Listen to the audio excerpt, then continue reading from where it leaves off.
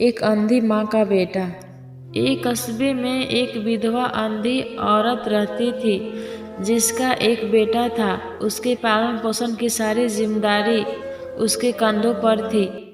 वह अपने बेटे को पढ़ा लिखा कर एक बहुत बड़ा आदमी बनाना चाहती थी, इसलिए उसने उसका दाखिला कस्बे के सबसे अच्छे स्कूल में किया। वह दिन रात मेहनत करती थी ताकि बेटे के स्कूल की फीस दे सके। लड़के के स्कूल के बच्चे उसकी माँ के बारे में जानते थे। वे सब उसे अंधी का बेटा कहकर चिढ़ाते थे। लड़का इससे बहुत परेशान था। उससे अपनी माँ पर शर्म आने लगी थी। वह उसके साथ कहीं भी आने जाने से कतराने लगा था। जब लड़का बड़ा हुआ तो उसके शहर में अच्छी नौकरी लग गई। उसने अपनी माँ से वादा किया कि शहर में मकान लेकर वह उसे लेने आएगा, लेकिन वह शहर आए तो फिर लौटकर वापस नहीं आया। उसकी अंधी माँ उसका इंतजार करती रह गई।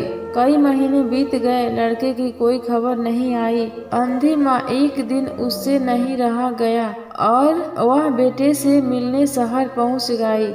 पूछते पूछते वह बेटे के ऑफिस पहुँची। वहाँ सिक्योरिटी गार्ड ने उसे रोक दिया। अंधी औरत ने गार्ड को अपने बेटे का नाम बताया और बोली कि उससे जाकर कह दो गांव से कोई मिलने आया है। गार्ड ने जाकर उसके बेटे को बताया। बेटे ने ऑफिस की खिड़की से देखा तो उसे अपनी माँ गेट के बाहर खड़ी नजर आई। वो ऑफिस में सबके सामने अपनी माँ की वजह से शर्मिंदा नहीं होना चाहता था। उसने कहला दिया कि वो ऑफिस में नहीं है। अंधी औरत वहाँ से चली आई। शाम को वह लड़का ऑफिस से घर जाने के लिए निकला। रास्ते में एक जगह काफी भीड़ जमा थी। वह अपनी गाड़ी रोककर भीड़ के पास पहुंचा और तो बीच सड़क में अपनी माँ को मारा हुआ पाया। उसके हाथ में एक चिट्ठी थी जिसमें लिखा था, बेटा बड़े दिन हो गए थे, तेरी कोई खबर नहीं थी, चिंता हो रही थी इसलिए तुमसे मिलने चली आई।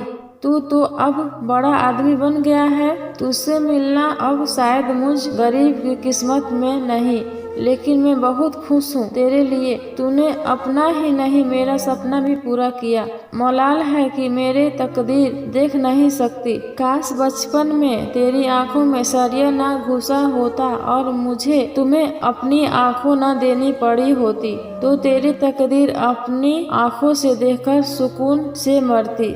तेरी अंधी माँ। यह पढ़कर लड़का फूट फूट कर रोने लगा। जिस अंधी माँ पर उसने शर्म आती थी, उसने उसके लिए कितना बड़ा बलिदान किया था। वो आत्मग्लानि से भर उठा और जिंदगी भर खुद को माफ नहीं कर पाया।